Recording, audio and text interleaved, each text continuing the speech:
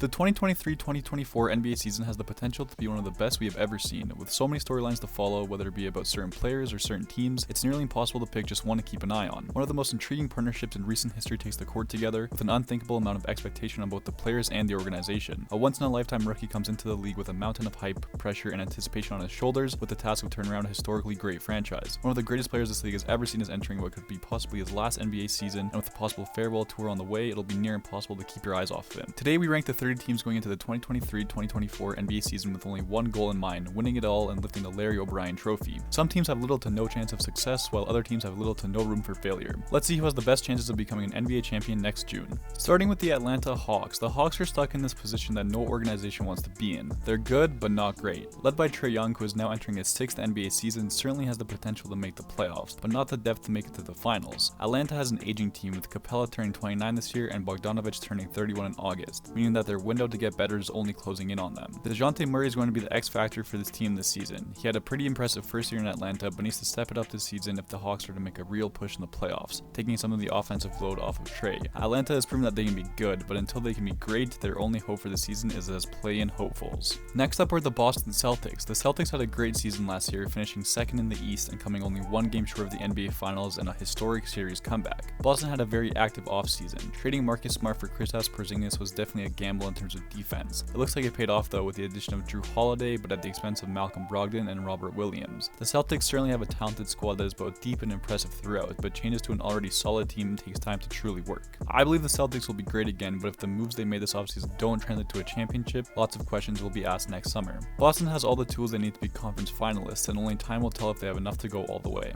Next come the Brooklyn Nets. The Brooklyn Nets had a tumultuous season last year to say the least. Trading away Kevin Durant and Kyrie Irving in the same season was their version of pressing the reset button on the project they had started back in 2019. While it was the right move for the organization, it puts them in a peculiar spot for next year and the next few years coming up. Mikal Bridges has been great for them, and in the 27 games he's played for this team, he showed that he is a real asset moving forward. They also have potential in Cameron Johnson, Cam Thomas, and Nick Claxton, but even that may not be enough to get into the playoffs. Brooklyn has an interesting team on paper, but unless this team surprises all of us, their realistic outcome for this season is as play-in hopefuls. Next up are the Charlotte Hornets. The Hornets continue to prove to us that they are one of the worst teams in the NBA and will be that way unless a massive change is on the way. They had some hope last season up until LaMelo got injured, after which they became a lottery team almost overnight. All eyes will be on Brandon Miller, as the 2nd overall pick in last year's draft will have a lot of expectations on him. He has the potential to really blossom into a stellar NBA player, but if the Hornets continue their history of not being able to properly develop young talent, it'll be a disappointing time for him and for the organization. It's hard not to critique the Hornets, and unless their young guys all prove me wrong, it'll be another forgetful year in Charlotte as they continue to be draft lottery tankers. Next on the list are the Chicago Bulls. The Bulls continuously make it difficult for people to rank them as a team and as an organization. LaVine and DeRozan had solid seasons last year, but the problem with this team is that they're getting older and not necessarily better. Zach LaVine turns 29 in March, and he will certainly be questioning if Chicago is his best spot moving forward. DeRozan and Vucevic are approaching their mid-30s, and as great as they are, they do not have time to try and bring this franchise back to life. With no new acquisitions in the 2023 draft, the hopes and dreams of this team lie on Ayo Dosunmu, Patrick Williams, and Kobe White, who are all great players but not franchise-altering superstars. This season won't be nice for the Bulls, as they will just narrowly miss out on playoff basketball.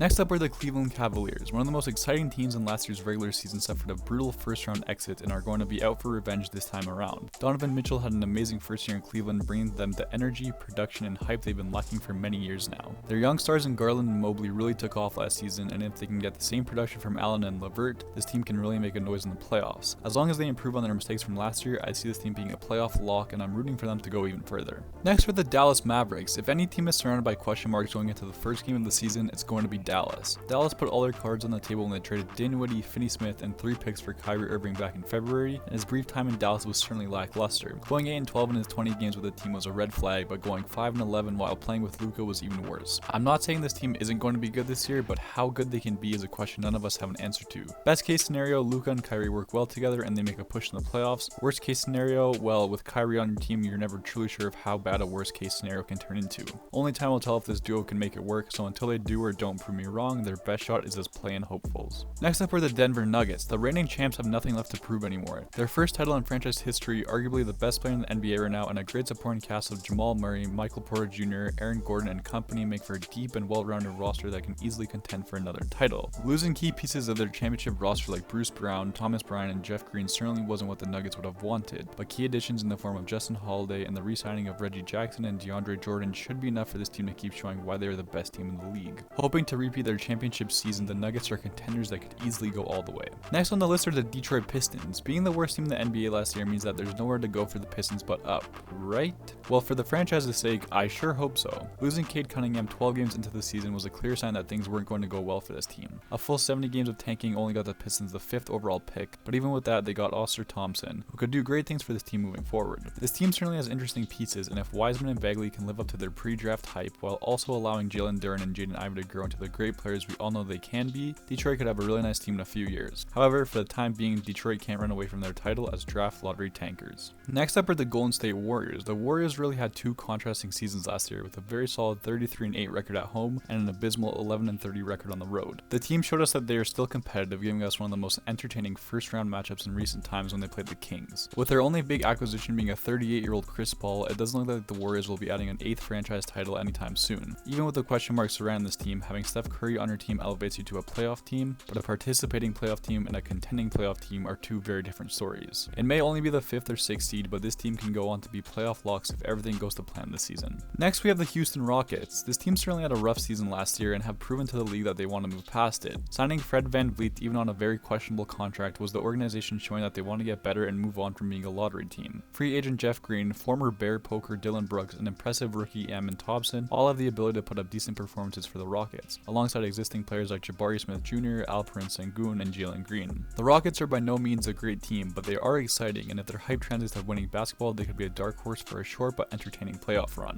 An overestimation by some, a perfectly fair ranking for others, the Rockets will be play-in hopefuls this upcoming season. After that comes the Indiana Pacers. The Pacers had a relatively underwhelming season last year, just missing out on the play-in. Tyrese Halliburton continued his growth and impressed us all with his play, Miles Turner kept doing Miles Turner things, and Benedict Mathurin had a great rookie season for this team. But all in all, they just weren't very good. They did a good job by getting Bruce Brown in free agency and trading almost nothing for Obi Toppin, but all in all, this team hasn't improved much from last year. The Pacers are stuck in no man's land, which will result in them just missing out on the playoffs this season. Next up are the Los Angeles Clippers. The Clippers are always a hard team to rank because on paper they should be near the top of the list every season, and then halfway through the season, Kawhi and PG are sitting out every other game, only to choke in the first or second round of the playoffs. The new rules that the NBA have put in place for sitting out star players might change something for this historically bad franchise, but unless Kawhi and PG really make a leap in terms of elevating the players around them, this team doesn't have anywhere to go but down. I'll give them the benefit of the doubt by betting on their star players showing up night in night out, which will be the ultimate test for this team. This may be their last chance to prove everyone wrong, and that starts by being a playoff lock.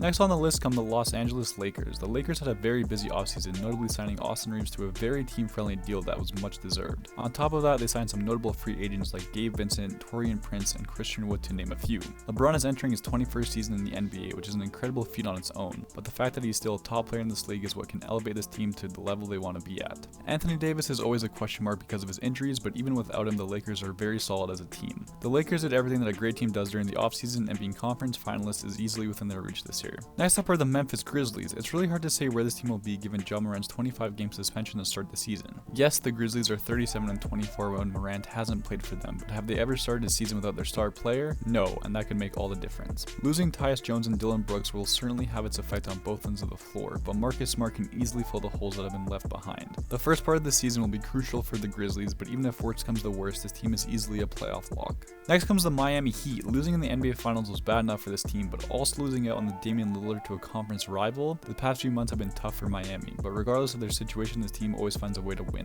Miami are certainly still in the win now mode. Their championship window is only getting smaller as the years go on, and with Jimmy Butler recently turning 34, this may be their last shot to make it out of the East. However, it'll take something close to a miracle to make that happen, especially with the competition around them. The Miami Heat are very good, but only time will tell if they can be more than a playoff lock. Up next are the Milwaukee Bucks. Losing in embarrassing fashion in the first round of the playoffs is never good. Follow that with your franchise player refusing to sign a contract extension and you're only adding fuel to the fire. But going out and proving your loyalty by trading a key piece of your championship team for Damian Lillard, and that's how you save your franchise. This team is going to be so entertaining to watch, and if it ends with Dame finally getting the ring he so deserves, it'll have been worth trading Drew Holiday and your entire draft capital in the process. It's championship or bust for the most exciting team in the NBA, and there's a lot to look forward to when it comes to these contenders. Next up are the Minnesota Timberwolves. It's hard to really put into perspective how bad the Rudy Gobert trade was until you look at the season the Timberwolves had last year. Yes, Karl Anthony Towns was out for over 60 games, and yes, this team made the playoffs, but mediocre is an understatement when describing this team. Minnesota has a pretty good starting five, with Anthony Edwards getting closer to superstardom with each game, and with both their big men back in the lineup. But throw in their rotation players and you're basically watching a really young G League team. Can this team win? Yes. Will they win? Probably not. It's going to be another rough season in Minnesota, as the Timberwolves will find themselves just missing out on the playoffs. Next come the New Orleans Pelicans. This team is good, and they should be good, and they really want to be good. But when your entire organization relies on Zion Williamson's health, you can only really go so far. The pieces around Zion are very strong, with Brandon Ingram and CJ McCollum carrying the load while he was gone. Young guys like Trey Murphy and Herb Jones have the tools to give the Pelicans what they need off the bench, and if everything goes to plan, this team can easily make the playoffs. But you don't rank a team based on what they could be, you rate them on what they are, and right now they're all over the place. Easily a playoff team, but not quite a playoff lock. The Pelicans have to settle for being play-in hopefuls. Next up are the New York Knicks. The Knicks certainly surprised us all both in the regular season and the playoffs last year by actually being a good basketball team, which we're not used to seeing from them. But it feels like their success from last year is something they decided not to take advantage of, with their biggest offseason moves being trading Obi Toppin and signing Dante DiVincenzo, moves that do not move the needle. The days of New York Knicks mediocrity are mostly in the past, but the dreams of a championship parade through Manhattan are not any closer. It'll be a good season for the Knicks, finishing with either the 5th or 6th seed, but a second round exit is the ceiling for this young and ambitious team. Unless they really surprise us all, the Knicks are a playoff lock at best. Next on the list is the Oklahoma City Thunder. The Thunder surprised us all last year when they came just one game short of the playoffs after losing 2nd overall pick Chet Holmgren before the season started. OKC was destined to be a lottery team, both SGA putting up a near MVP season, Josh Giddey developing into a solid NBA starter, and with a team full of potential, OKC proved that they can be one of the best teams in the NBA moving forward. While they didn't get too much back in the 2023 NBA draft, they do have a solid young core, and if SGA, Giddey, and Holmgren can get the chemistry figured out, they have a chance to surprise us all once again. It may be a few years until things fully work out in OKC, but for now they're easily play-in hopefuls.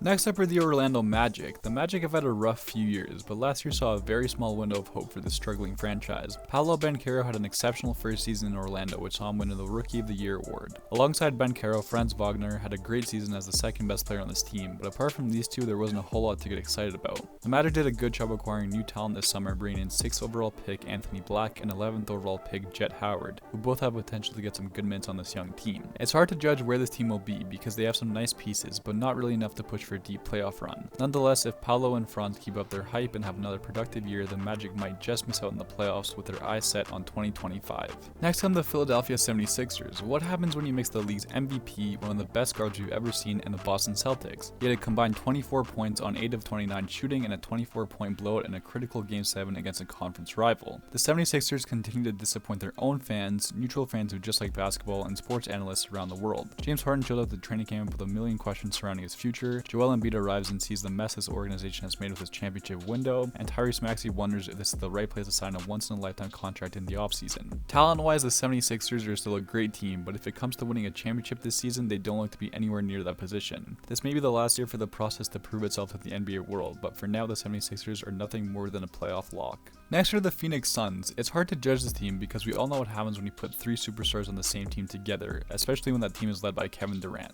Talent-wise, it's very hard to say that Phoenix doesn't have the best starting 5 in the league, with their biggest weakness being Nurkic at the center position. But the biggest question mark will be how this team develops chemistry throughout the season. As always, there's only one ball on the floor and 3 people can't have it at the same time. I do like how they are trying to balance out their team with younger players like Nasir Little, Bol and Grayson Allen, who can all put up solid stat lines coming off the bench. It's very much championship or bust down in Arizona, so the whole league will be watching how this experiment unfolds. One way or another, the Phoenix Suns are making the playoffs and will earn the title of conference finalists next May.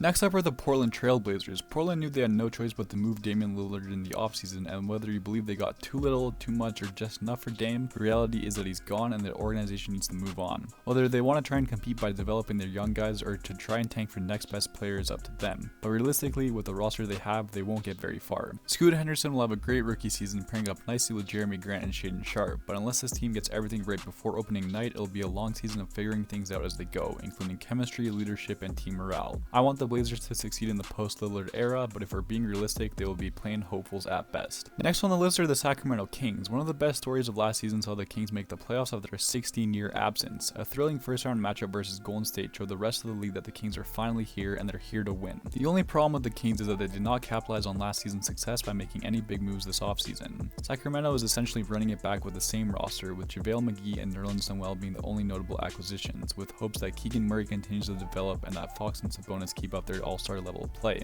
It's not that the Kings are bad, bad, it's just that they haven't improved. If everything goes well, Sacramento will be able to light the beam many times this season and hopefully some more in the playoffs. We'll have to wait and see where this group goes, but without a doubt the Kings are playoff locks. Next up are the San Antonio Spurs. The Spurs are the hottest team in the league right now, drafting generational talent Victor Wembanyama with the first pick in the draft. The Spurs have been bad, and I mean really bad, since their last playoff run in 2019. Keldon Johnson and Devin Vassell showed glimpses of real talent last season and will need to continue to develop this season if the Spurs have any chance of making a playoff run. Whether it takes time for Wemby to get used to playing in the NBA or if he shows up right from the start, it's no surprise to anyone that this team is going to be under 500 by the end of the season. This year will be a trial run to see what the Spurs need around their new superstar moving forward and what moves need to be made to build a proper team around their young core. The Spurs will be must-see TV in a few years, but for this season they'll just miss out on the playoffs. Next come the Toronto Raptors. The Toronto Raptors are such an anomaly that trying to analyze a team on paper versus on the court is nearly impossible. Losing Fred VanVleet was a big blow to this team, and this season will truly expose how valuable he was. By drafting Grady Dick, signing Dennis Schroeder and Garrett Temple, the Raptors are trying to assemble a semi-competitive team to try and put off the inevitable rebuild that is coming their way. Scotty Barnes will have another productive season for Toronto, but it won't be enough to get them into the playoffs just like last season. The Raptors have a lot to prove, but without a clear direction for the future, their best chance is as play-in hopefuls. Next on the list are the Utah Jazz. No one was expecting the Jazz to be good last season, and after the first 15 games, it was clear to see why. Their shining star was Lauri Markkanen, putting up an all-star caliber season and taking home the Most Improved Player award. With their newest addition in John Collins, the Jazz find themselves in the same position as last season, where they have some nice pieces on the roster but almost no depth. Walker Kessler had a solid rookie season for the Jazz and will need to improve quite dramatically if this team wants to make a shot at the playoffs. Overall, the Jazz are quite mediocre, and unless a miracle happens, it's hard to see them making a real playoff push, just missing out on the mark. And lastly, we have the Washington Wizards. The Wizards showed some signs of hope last season, but it doesn't look like that's the case this time around. Bradley Beal and Kristaps Porzingis, their two best players from last season, have moved on to other teams, leaving Washington with Kyle Kuzma and newly acquired Jordan Poole to try and pick up the pieces for this forgotten franchise. The Wizards drafted Bilal Coulibaly with a 7th overall pick, which can either turn into a solid starting player or a disastrous lottery pick.